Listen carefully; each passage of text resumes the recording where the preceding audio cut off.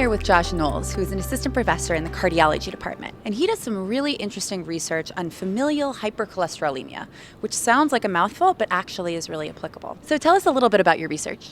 Yeah, so I'm really interested in familial hypercholesterolemia, but we just call it FH for short, and it just is short for family high cholesterol. So we say we never find an individual with FH, we only find families with FH. And so it's a condition that results in the body's inability to recycle LDL or bad cholesterol. So when the body can't recycle it, their levels will remain very, very high in the blood, and it predisposes people to extremely high risk of early onset heart disease. Mm-hmm.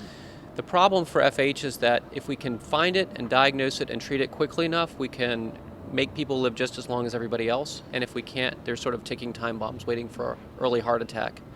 So these stories are really tragic. I mean, they're young, otherwise healthy people that all of a sudden drop dead of a heart attack, right? Absolutely. A lot of times the young families, many people never know that they have this problem until after they've had a heart attack or a sudden death.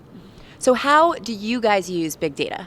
Yeah, so we're using it in two ways, and that's why this conference is so impressive. The first way, and a little simpler way to understand, is we've established a national patient registry for patients all around the country to figure out how they're doing, how long it took them to get diagnosed, what medicines they're on, what challenges they face, and we are interacting with patients. Patients can go online, they can register their own data, we can follow them, we can feed back information to them, and it's really helping to change policy. It's helping to change the path for so many people. We're writing results and studies up, and that's the first way.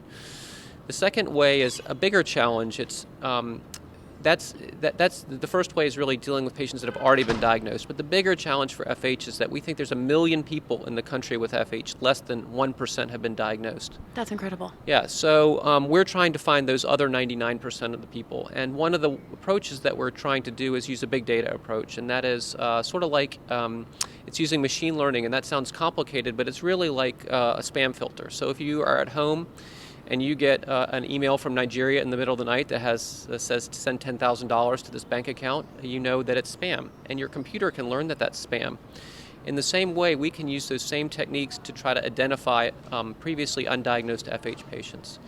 And the way that works is simple. We take patients of mine and other collaborating institutions around the country, and we take true positive FH patients that we know, and we feed a computer examples of these true positive patients, data from these true positive patients, either taken from the medical record or labs and claims databases, and we say to the computer, learn what an FH patient looks like and show me all the other patients that sort of fit that profile.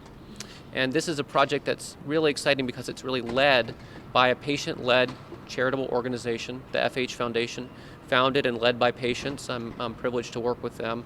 And so it's a crucial interaction of the way that healthcare is changing, empowering patients to be their own best advocates. So you guys are really using data to not only understand the disease better, but to diagnose the disease in the future and save thousands of lives. Yeah, we're not really trying to necessarily, diagnosing it requires a little bit more subtlety, it requires a medical expert. But we're trying to flag patients so that they might be aware of it, or their healthcare provider might be aware of it and say, yes, I should take a closer look at those patients because they might have something that I haven't thought about.